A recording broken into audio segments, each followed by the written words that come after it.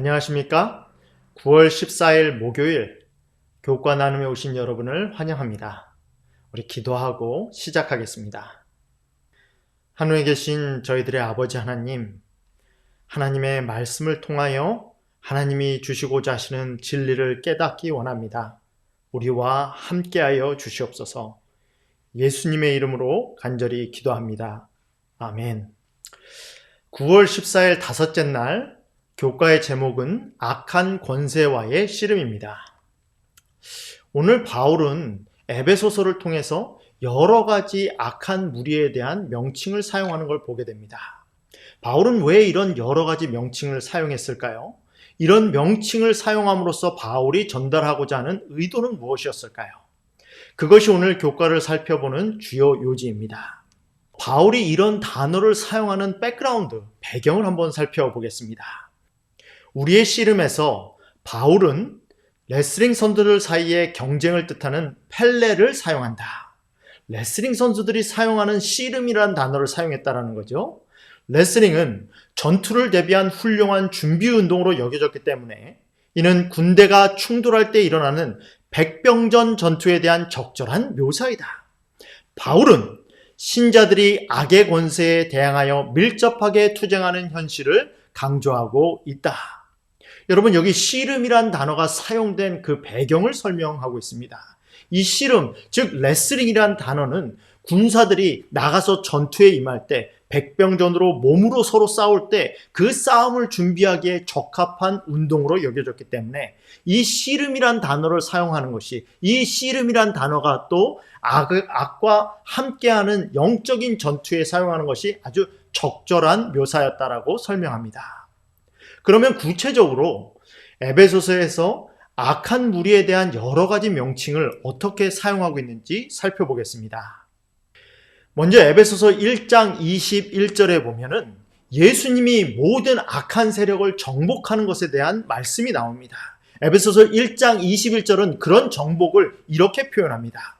모든 통치와 권세와 능력과 주권과 이 세상뿐 아니라 오는 세상에 일컫는 모든 이름 위에 뛰어나게 하시고, 만약 여러분들이 악한 세력에 대한 묘사를 하신다면 그들이 악한 세력이 속해 있는 모든 것을 망라해서 묘사를 한다면 어떻게 표현하시겠습니까?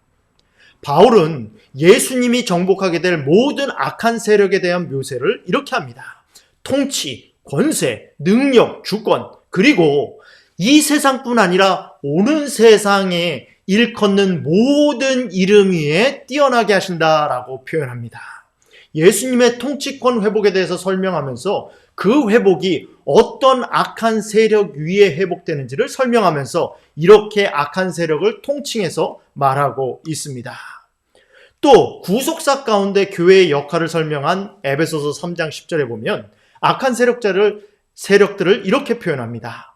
이는 이제 교회로 말미암아 하늘에 있는 통치자들과 권세들에게 하나님의 각종 지혜를 알게 하려 하심이라. 하늘에 있는 영적 세계에 대해서 이렇게 표현하죠.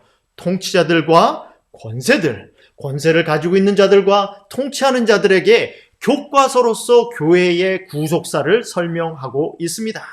이 교회라는 것이 단순히 지상에, 이 지구에서만 벌어지는 선악간의 대쟁투로서 역할을 감당하는 것이 아니라 이것을 통해서 하나님이 어떻게 죄를 다루시는지, 어떻게 악을 다루시는지 그 교과서로서 하늘에 있는 통치자들과 권세들에게 사용하신다.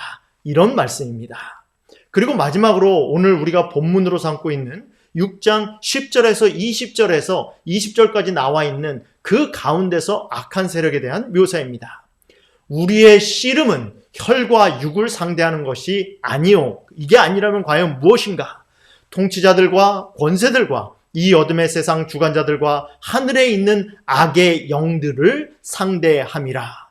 단순히 하나의 무리를 언급하지 않고요, 여러 가지 무리를 언급함으로 말미암아 이 언급을 통해서 구체적으로 우리가 싸우는 상대에 대해서 묘사합니다.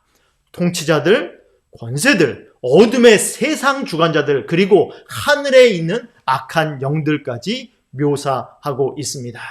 바울은 이렇게 에베소서 1장과 3장과 6장에 나와 있는 악한 세력에 대한 구체적인 묘사를 통해서 무엇을 알려주려고 하는 것이죠? 우리가 상대하는 세력에 대해서 구체적으로 무엇인지, 정확하게 누구인지를 알려주는 겁니다. 내가 상대하는 무리가 누구인지를 알아야 그 상대에 대해서 어떻게 싸울 수를 알기 때문입니다. 과정책은 이것에 대해서 이렇게 설명하죠. 바울은 광범위한 묘사를 통해 모든 악과 초자연적인 권세가 그리스도에게 복종한다고 단언한다. 제일 먼저 말하는 건 무엇이죠? 모든 악한 초자연적인 권세가 그리스도에게 복종한다라고 말합니다. 그러나 놓치지 말아야 될 것은 어떤 전투에서든 상대방의 세력을 과소평가하는 것은 결코 좋은 전략이 아니다. 상대방을 정확히 알아야 된다는 거죠. 우리가 이길 것이 분명하기 때문에 상대방을 모를 필요가 없다. 이렇게 접근하면 안 된다는 겁니다. 이길 건 분명하지만 그러나 상대방도 정확하게 알아야 된다. 바울은 우리가 사람인 적들만 아니라 교활한 장군 마귀가 이끄는 하늘에 있는 악한 영들과도 맞서야 한다고 경고한다. 바울은 우리가 상대하는 상대를 분명히 알아야 된다라고 말합니다. 이길 것도 분명하지만 우리가 반드시 그 적들에 대해서 알아야 된다라고 말을 하죠. 여러분, 우리가 상대를 알면 알수록, 적을 알면 알수록, 그리고 나의 모습을 알면 할수록 어떨까요?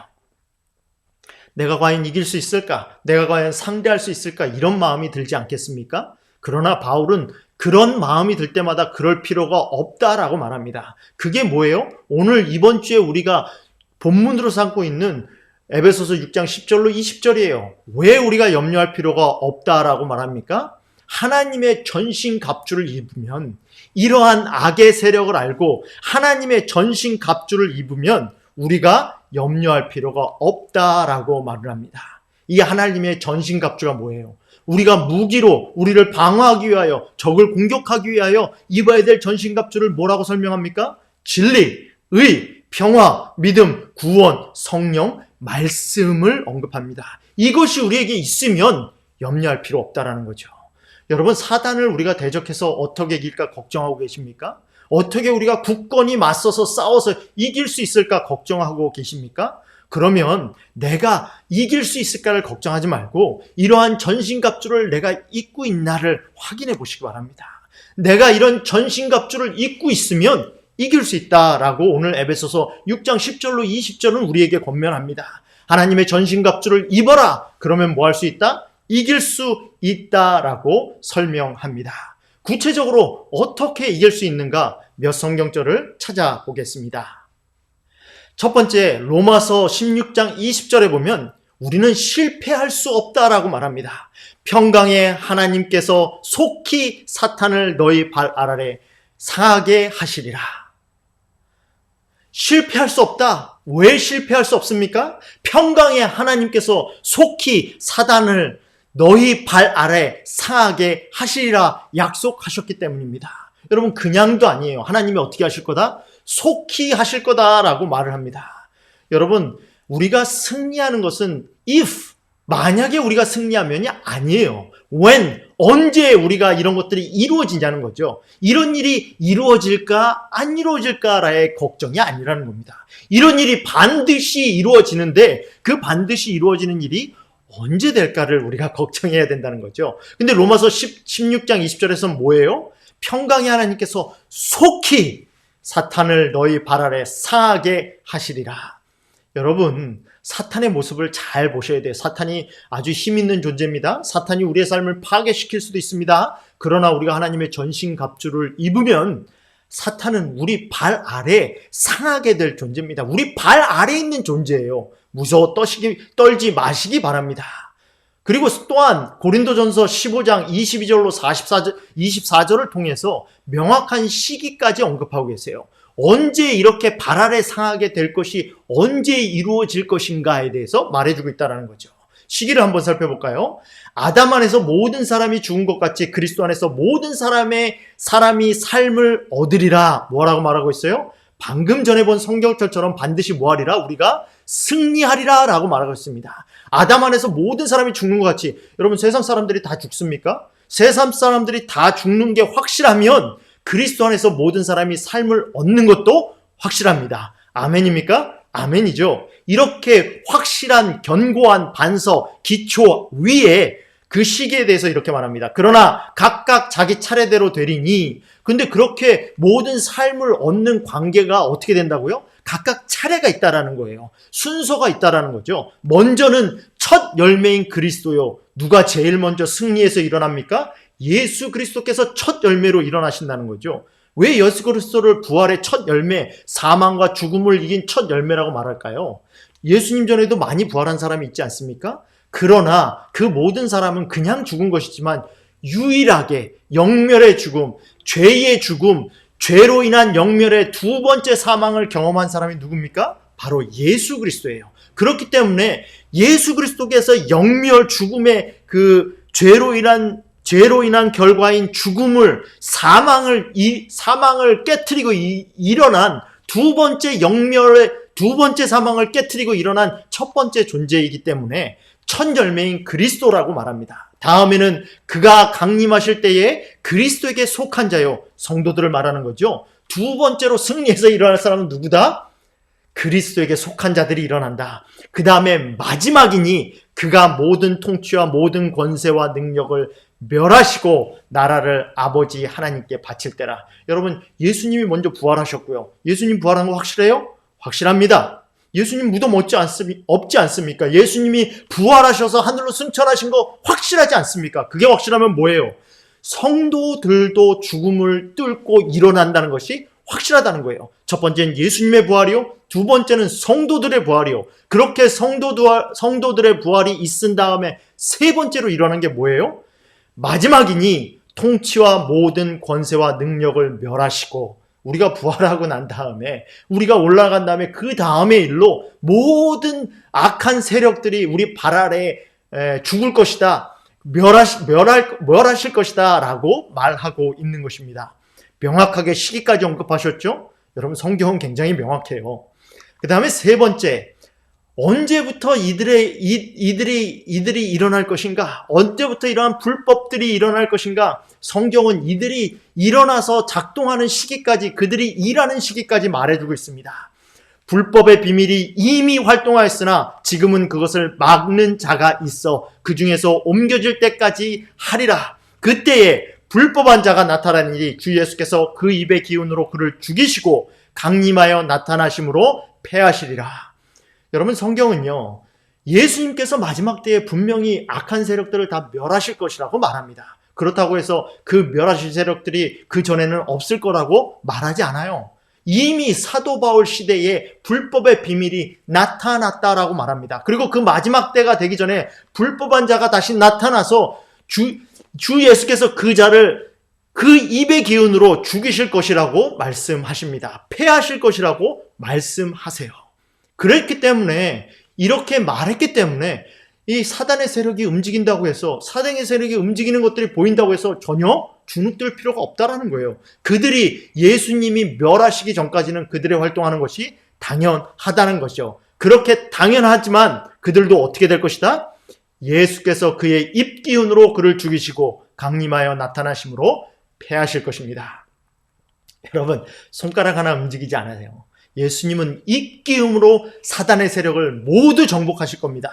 모두 멸하실 것이에요. 그 분이 바로 우리 구주 예수 그리스도이십니다. 오늘 교과를 마무리하면서 교회 증언 6권 41쪽에 있는 말씀으로 마무리하고자 합니다. 날마다 싸움은 계속된다. 만일 우리의 눈이 열려서 선악의 세력이 활동하고 있는 것을 볼 수 있다면 경박한 행동과 허영은 없어지고 우스꽝스러운 짓과 농담하는 일은 사라질 것이다. 모든 사람들이 하나님의 전신갑주를 입고 주님의 싸움을 용감하게 싸울 것 같으면 승리를 얻게 되고 흑암의 왕국을 떨게 할 것이다. 여러분, 우리의 눈이 열려지면, 이 날마다 싸우는 싸움을 보게 되면 여러분, 신앙을 농담으로 하지 않을 겁니다. 우리가 좀 더 굳건하게, 강건하게 서서 이것을 대항해서 싸울 것입니다. 그리고 그렇게 용감하게 싸울 것 같으면 승리를 얻게 될 것입니다. 이런 약속의 보증의 말씀, 오늘 우리에게 주신 약속의 보증의 말씀을 믿고 그 말씀을 의지하여 오늘 하루도 살아갈 수 있는 여러분과 제가 되길 간절히 바랍니다. 기도하겠습니다. 하늘에 계신 하나님 아버지, 우리에게 싸울 상대가 누구인지 정확하게 알려주심을 인하여 감사합니다. 싸울 상대를 정확히 알려주실 뿐만 아니라 우리가 그를 상대하여 반드시 이길 것이라는 것을 승리의 확신까지 함께 해주시니 감사합니다. 오늘 우리가 이러한 확신을 가지고 하나님께서 주시는 힘과 능력으로 살아가며 승리할 수 있도록 인도하여 주시옵소서. 예수님의 이름으로 간절히 기도합니다. 아멘.